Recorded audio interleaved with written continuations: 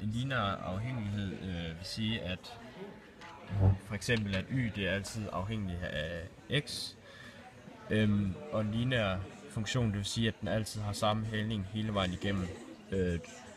X det er derved en konstant, den vil altid have den samme hældning, uanset om den går op eller ned, og det vil den gøre afhængig af definitionsmængden, altså hvor langt ud den skal gå, eller om den er uendelig. Den vil altid være konstant i den sammenhæng. Det kan bruges til mange eksempler. Vi har lavet med body her, med en entrépris på 100 kroner. Det vil sige, at du har en startpris på 100 kroner. Over aftenen, der skal du have sulfisk, som så koster 10 kroner per styk. Det vil sige, at hvis jeg går en hen, så har jeg de 100 kroner plus 10. Funktionsforskriften i dette tilfælde er 10x plus 100. Du vil kunne gøre det i mange andre tilfælde, f.eks. være du skal ind til en koncert. Det koster 300 kroner i entrépris. Og så koster det 20 kroner per øl.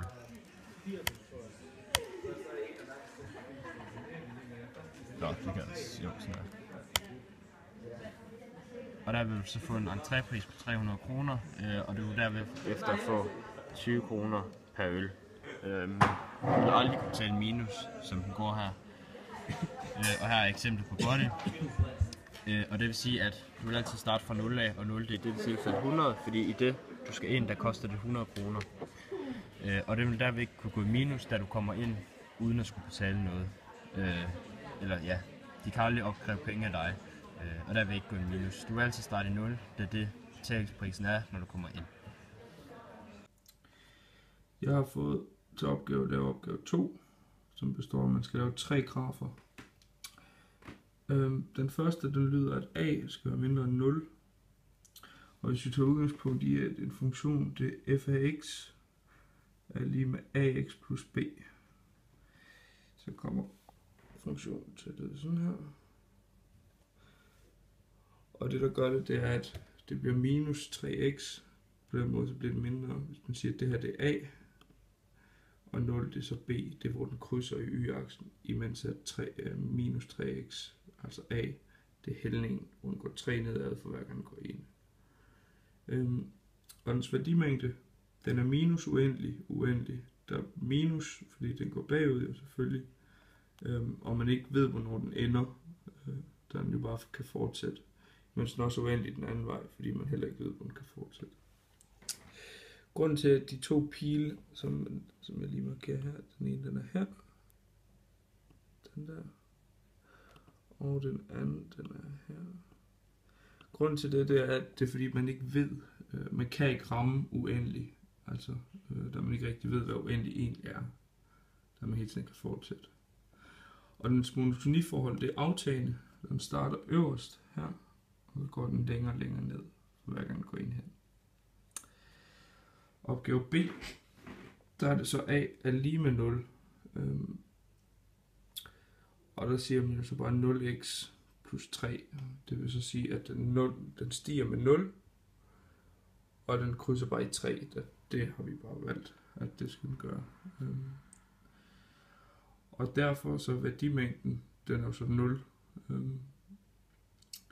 og den er vandret, da det er, at dens monotoniforhold er vandret, da det er, at den bare går lige hen. Og den sidste, der skal a være større end 0, og der har vi igen, så er det bare 3x plus 0, det vil sige, at den krydser i 0, og den går 3 op for hver gang. Værdimængden, den er igen uendelig, der det er, at man ikke ved, hvornår den stopper, og man ikke har et decideret punkt. Og igen, så vender de udad, der det er, at man ikke kan ramme det decideret. Og dens monotoniforhold, det er stigende, der det er, at den stiger, starter heroppe og kører ned. Det var opgave 2. Okay, så har jeg opgave 3, hvor der står, at jeg skal lade g være alene i en lineær funktion. Altså funktionen den er jo y er lige med ax plus b, hvor at du kan se her, at y er lige med 0, eller y er 0, så 0 er lige med ax plus b. Vi skal så på en måde have isoleret x, og det gør vi ved, at vi herover har vi jo plus b, så vi minus som et b på den her side, hvor vi så rykker det over på den anden side, og det bliver til et minus b. Vi skal også have a væk, hvor vi så dividerer a, på grund af det a gange x.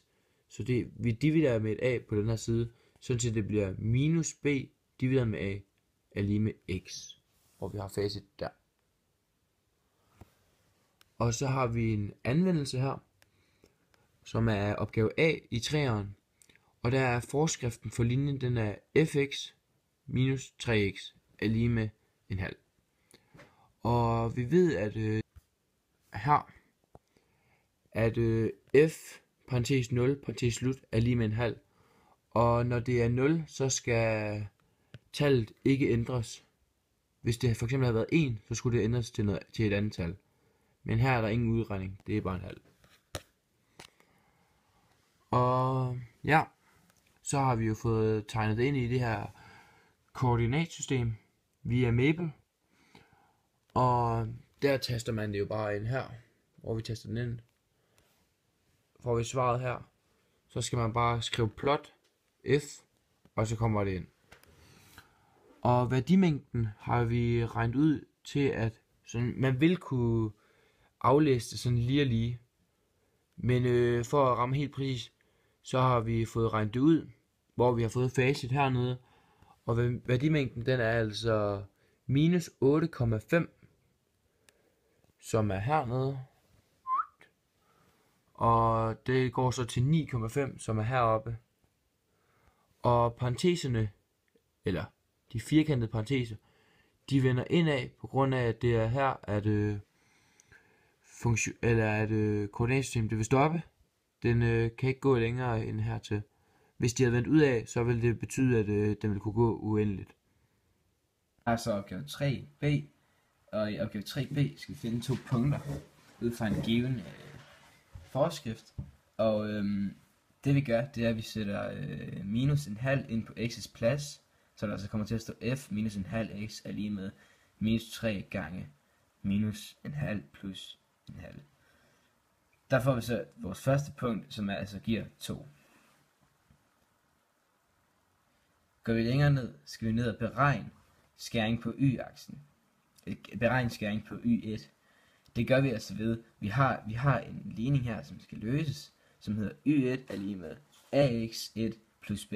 For at løse den, skal vi minus ax på den ene side, for at b kommer til at stå alene, som vi har gjort her. Når vi så går længere ned, så er det faktisk det samme, vi gør. Den her gang er det bare y2 og ax2. Til sidst, der skal vi bevise, hvordan hældningen kan findes ved hjælp af 2 punkter. Og igen, der har vi jo de 2 punkter her, ay minus ax og y2 minus ax2.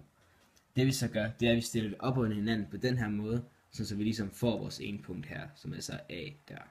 Så vi siger y2 minus y1. Det dividerer vi med x2 minus x1. Og så får vi altså a, det punkt vi skulle finde.